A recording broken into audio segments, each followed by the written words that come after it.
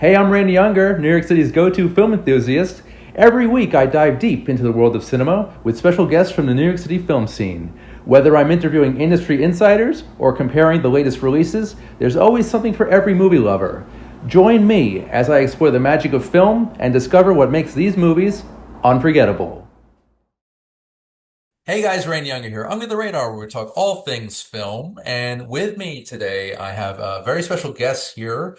These are the great talent of the new adventure comedy Treasure of the Lost Reel. We have actor William Russ with us, or Rusty. Rusty, welcome to the show. Thank you. Great to be here. Pleasure.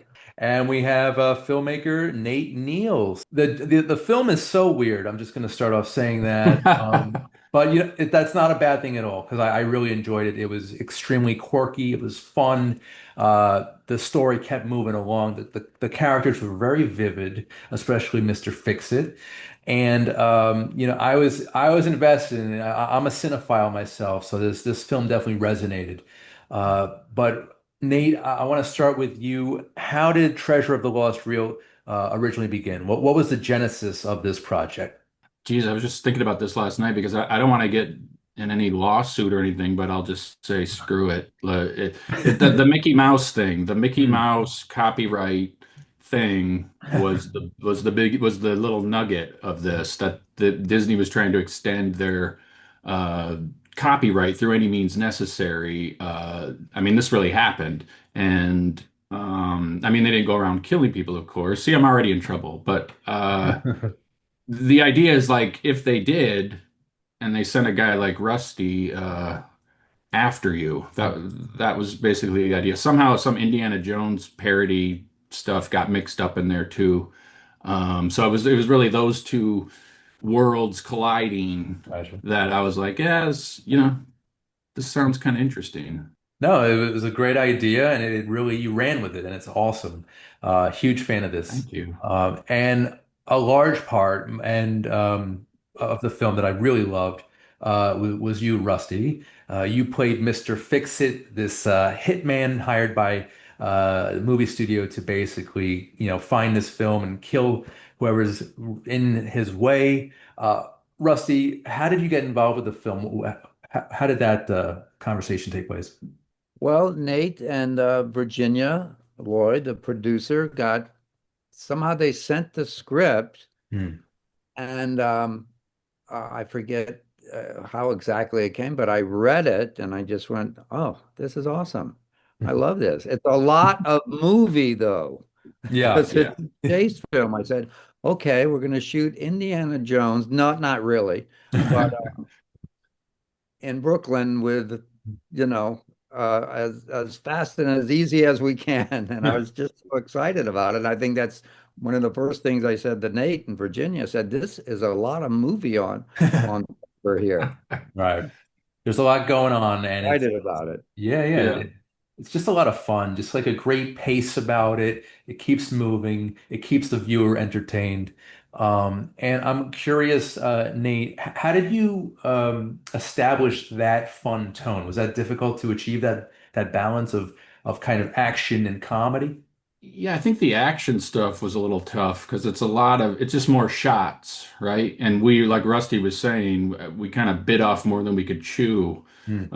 a little bit there. Like, I think I was remembering the first day Rusty showed up, we had him on a bike smoking a cigarette. Right. And we're like, all right, this is the first thing you're doing, Rusty. And he was game. And, we're driving in a car beside him while he's riding the bike smoking. And we were sort of off to the races with the action stuff. Mhm. Um, but as far as the blend of the humor and the action,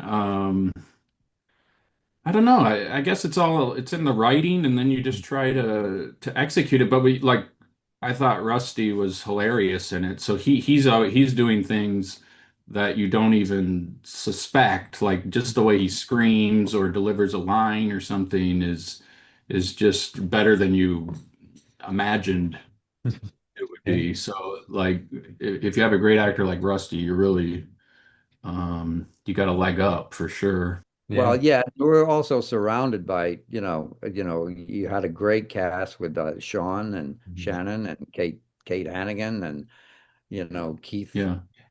Keith Free and Kevin too. Kevin R. Ebony. Free, who plays Bellamy. Great. Right. He's great And too. so was Yeah. Katie. And It the was a crew lot of was really fun. cool too.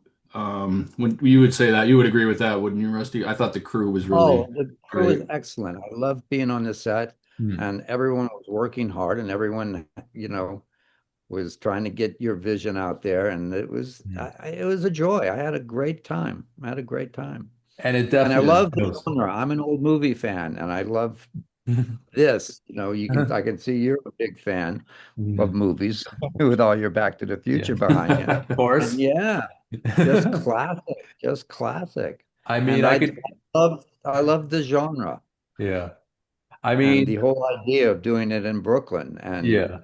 just totally excited about the whole project. Now, obviously, you're having a great time running around New York, but what was it also like, filming in New York? Because, obviously it's a bustling city. There's a lot going on. Rusty, were there a lot of challenges for you and your craft in New York City? No, just trying not to get arrested or get a traffic ticket driving around in a car. Rusty, I don't think you're allowed to talk about certain things we had you do because we might have some kind of Yeah. SAG or something might try to track us But I'll tell down. you this. I'll tell you this. I did the movie Cruising, Hmm. and I did a small part in there, but I'll tell you, Friedkin said, "Come on, we're going to go get on the bus and shoot this scene." And everyone's got, "Well, wait a minute, don't you need a permit?" And how do you? He said, "No, I'm just going to get on the bus and shoot the scene." And that's what Nate did. He Nice. was like, just like Billy Friedkin. Let's just get out and Yeah. shoot this, and Yeah. before the cops shut us down. It made it Fair very enough. exciting. Fair enough. Nate, what was it like for you shooting in the city?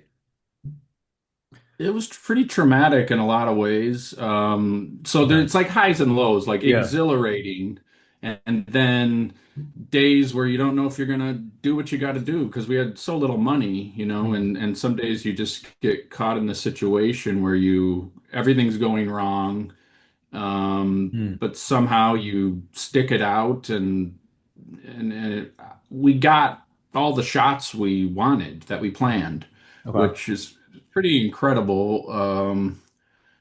But yeah, it was rough. It was rough. All It right. was, it I was, have some PTSD a little bit. Yeah. of course. And you're the director producer, and you never sleep. You can't work. You're trying to get the No, shot. Yeah. I can go home and have a ham sandwich. that's true. Yeah. That's true. Nate, what was the most challenging scene to shoot? Oh, it would have to be you were there, Rusty, that day at that junk shop Oh, that we were in where you go in yeah, there of course. shooting, guns blazing. The that was we had one day to do all of that. Mm. Um, and one of the actors was kind of not he had injured himself, so he was sort of not 100%. He did a good job, but there was a lot going on there that had to get done, and that Mm. was the day I thought we're doomed. But I mean, Rusty, I remember you told me like every director faces this. They all have like Mm. you can do it. Every So day. it was little moments like that that were really encouraging to keep me going. Um, Mm. Yeah, that was a tough day for a lot of reasons. Yeah. Gotcha. yeah, Well, you made it it's a low work. budget movie, man. Yeah. It's like total hell one Right. minute, and the next minute you're on cloud nine. So Yeah, I mean that's my take on it. that's what you signed up for. Yeah, but it paid off, I think. Guess so. Was the Oh, film thank shot you. entirely in Brooklyn? No, we went to Amish country at one point. Mm. Yeah, we found ourselves in the just to get a couple shots of horse and buggies, and we found ourselves in a real Amish people in a buggy, and there was like a 90-year-old Amish man in the buggy with me telling me about how O.J. Simpson came to visit Amish country and what a great guy he was, and so we had a lot of adventures. It's not what you expect in Amish country. It's Right, it's right, it's a lot right. of fun. Um, so yeah, and we went upstate to Beacon, New York, to get some of the scenes in the opening where they're in the woods and stuff. Mm. But the rest of it was Brooklyn. Yeah. Okay. Gotcha. Nice. All right.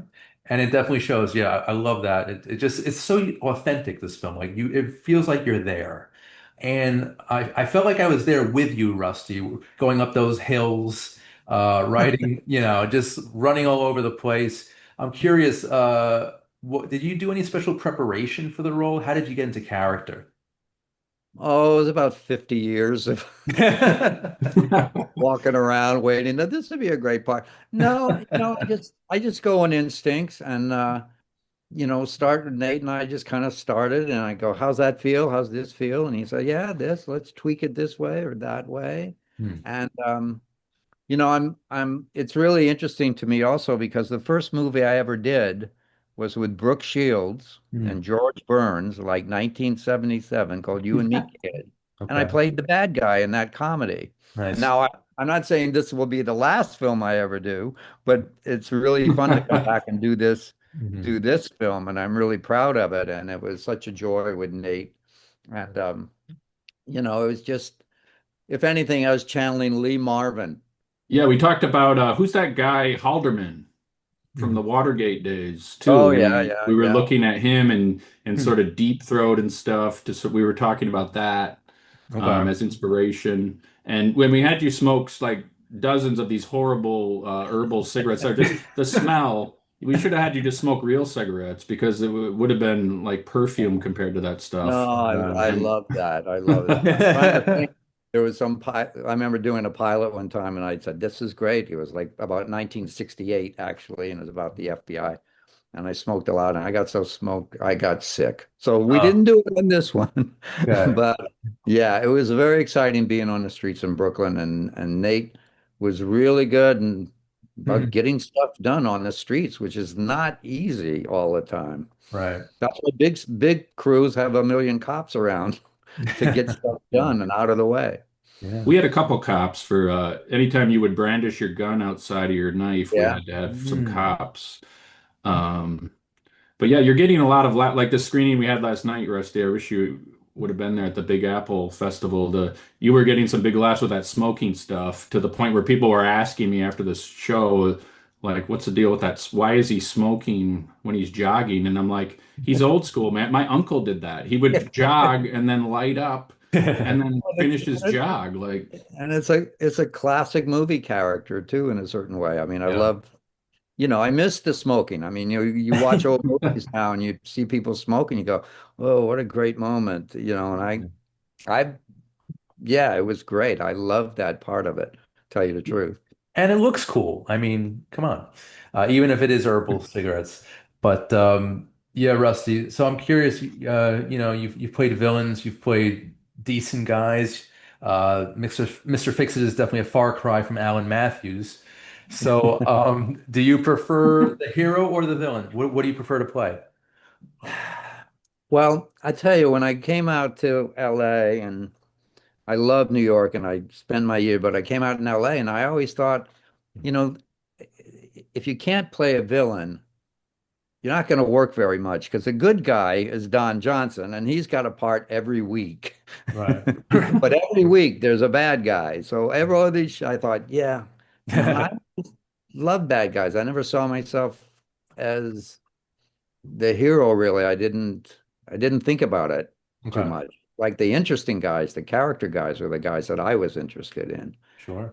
Um, I think that was sort of, and that's where I kind of started. I think I think I played the bad guy. The first TV job was like the new Dukes of Hazzard. Right. Wasn't even the original Dukes of Hazzard. So it was the 2.0. new Dukes of Hazzard. And I was a bad guy in a tank. all right. Go figure Yeah. from there. But those were the parts that were available because Mm. the hero was always the good guy, but they always had a villain every week during all the TV series. And that's kind of where you made your money now. And that you had to make your money during the week, Right. you know, in LA at that time. A lot of TV production and a lot of adventure detective shows. And Mm. yeah, I was very fortunate to be able to do that. Yeah. And you don't think of your guy as like those guys as like bad necessarily, do you, Rusty? No, Because you're like to get their point of view. Like Mr. Fix-It is like of he course. believes in this stuff. It's like America and Bafo. He's Oh doing the yeah. right thing to according to him, right? Right. Well, I love, the big view of what you wrote there, and it was this, protection of, as you say, the way he sees the world. Hmm. And I love the idea of it. And, if like any good character, any movie, it's not kind of a halfway guy. It's the good guy, the bad guy, and you got to kind of go and, you know, Yeah. uh, play it to the hilt, so to speak. Well, I think the Yeah. best type of character would be the gray area, so between hero and villain. Well, certainly, Hmm. certainly, of course. And I was thinking of or the hero that actually turns into a villain. And so, Mm, of course, I totally get that. that's cool. Now, switching gears a bit, Nate, you are also an accomplished cartoonist. Did you do the animation of Bafo in the film? I didn't do the actual I sort of wrote out the storyboard, what was going to happen. I drew some Mhm. stuff, but really it was working with Zolo, the animator, Hmm. who he specializes in rubber hose animation, which is what they call that syncopated little rubbery arm black Yeah. and white stuff from the 20s. So I hit the jackpot with him because that's what he does and that's what I needed. And so we worked really hard on it though to get the timing right and everything, and because he had to do two full cartoons. Um, and I think he did a great job, and he put up with all my little could have that guy's arm just move like all that crap. He dealt with it professionally, and Hmm. he made two full cartoons. And we didn't even you can't see the complete cartoon in the movie, but he did make two complete cartoons. Okay. Um, yeah, so that was a blast working with him and getting all that stuff exactly correct. Hmm. Um, yeah, it Yeah. was a lot of fun. So Yeah, there was it was that. amazing. I hadn't seen it till the other night, and I was Hmm. just wow.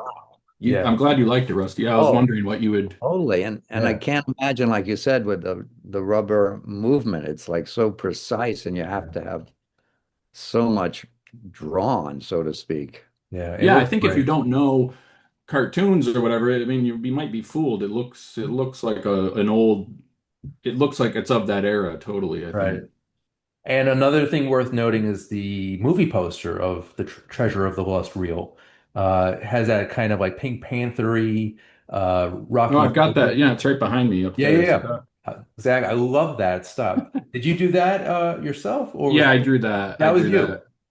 Yeah, we actually we were talking to somebody. I used to do stuff for Mad Magazine, and I Hmm. won't say who it was, but we were trying to get somebody to sort of do it. Yeah. Um, but in the end, it didn't work out for various reasons. So I just sort of said, we'll Hey, save some money. I'll do it. that's great. And it's more evidence of how invested in the project you are and your vision. So that's really cool to see.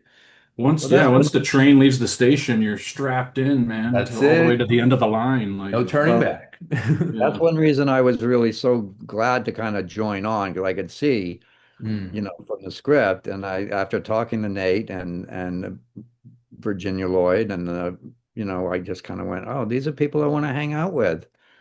You Nice. know, as long as they provide a lunch. I think we Yeah. had pretty good food. I mean, You had Yeah. great food. it was pretty good. Food Too and bad it herbal wasn't on cigarette. the set. Yeah. And No, I'm kidding. No, I'm plenty of kidding. food, plenty of herbal cigarettes. So Of course. that's in the It was, contract. it was a great yeah. experience. You know. Rusty, I'm curious. So obviously you've had a very long career, an amazing career. You've done film and TV. Do you prefer one medium over the other, or are they kind of equal to you? No, I don't prefer one. I mean, in theater and film and no, not really. I mean, I love TV in a certain way because you got to go.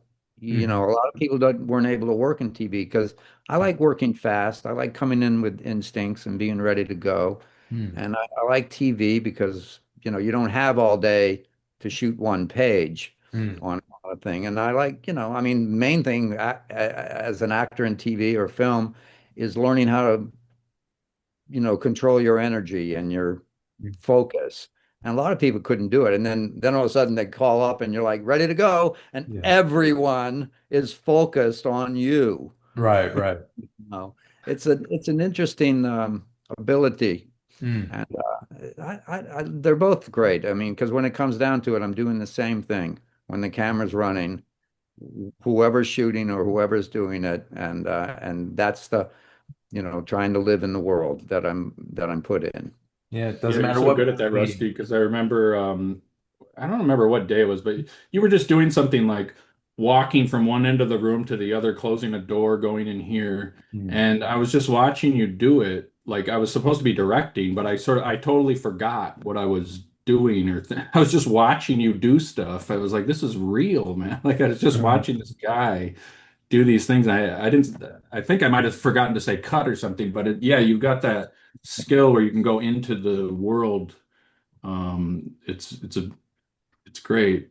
Yeah, yeah. well, I was had some good teachers, and then a lot of things just the reality of doing it in an imaginary circumstance, and that's what filmmakers shoot, and that's what actors try to do, and prop people try to do, and Mm, make it all as real as you can yeah. from your imagination.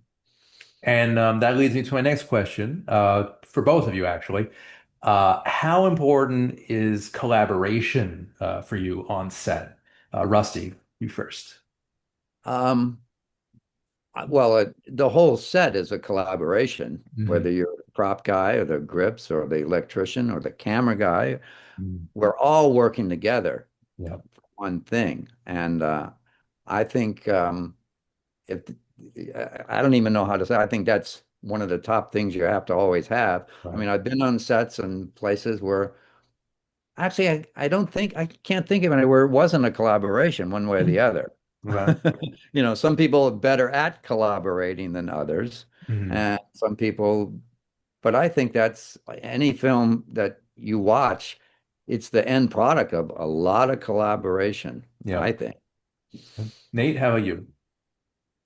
Yeah, yeah. And when you're editing, you can see that too, totally. You're like down to like the sound person, and like you can when you know everybody so well when you're doing these, you can see their little touches in there. Maybe nobody else can see them, but you can see that contribution that they made. Mhm. And I think Rusty, like, because we storyboarded the whole thing, or I did, and so I would go in there with these little note cards with these drawings and kind of try to make that happen.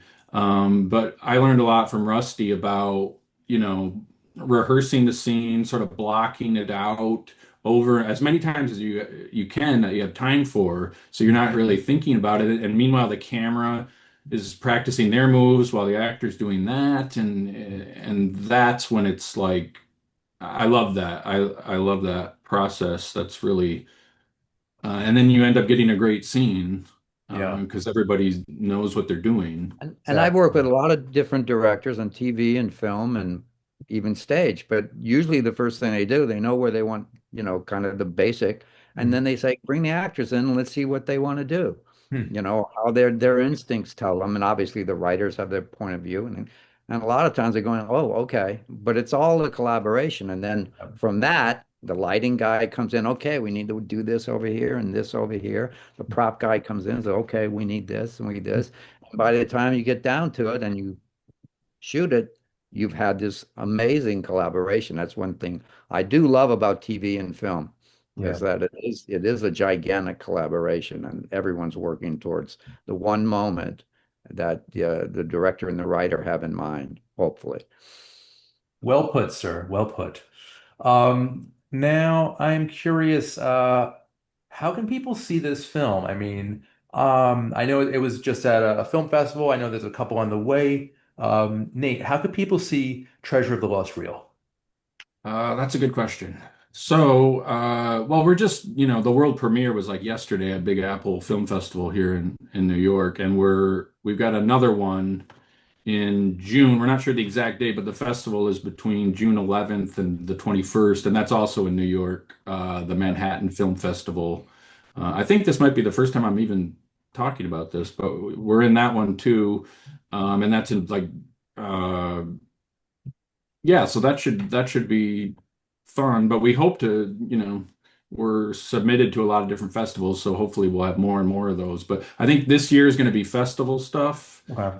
and then we'll work out how it's going to end up online. So for now, I think it's just seeing it where you can see it if it comes to a festival in your area or something. But you can go to the website and join the email list, and then you'll get updates about the screening, and you can see clips and the different trailers we've done and stuff. So that's the best I can do right now. Okay, cool. Well, we look forward to more updates. This film is very special. It's so funny, and it's got great acting talents, Rusty. And Thank you. yeah, so it's A a lot of great fantastic. acting talents in Yeah, there. Eddie it's Hannigan awesome. and Sean Shannon and Kevin Morris Yeah. Free. I mean, it's a Yeah, and Joe great Yang cast. was great in it, and Tina Sure. Fabrique Jennifer ended. We Bree. didn't get to. I was the only one who got to interact with her, really, me and the DP. Hmm. But she does the voice of one of the characters' grandmothers, and she sang the for people my age. She sang the Reading Rainbow theme song that every Whoa. kid Yeah, knew. yeah, that's So amazing. she's in there secretly, also. Uh-huh. Okay. Very good to know. Very. And speaking of childhood memories, Rusty, I just want to say that you're one of my all-time favorite TV dads. Oh, So yeah. Boy Meets World was really near and dear to my heart, and Oh, thank you. thank you for that. Talk about a collaboration. It was a great bunch of people, and I was so fortunate to be there. Well, That's thank good. you. I appreciate that too. Of course. Thank you. All right, Rusty and Nate, thank you so much for your time today. The film is Treasure of the Lost Reel. Check it out. I'm Randy Unger. This has been Under the Radar, where we talk all things film. We'll see you next time. Take care.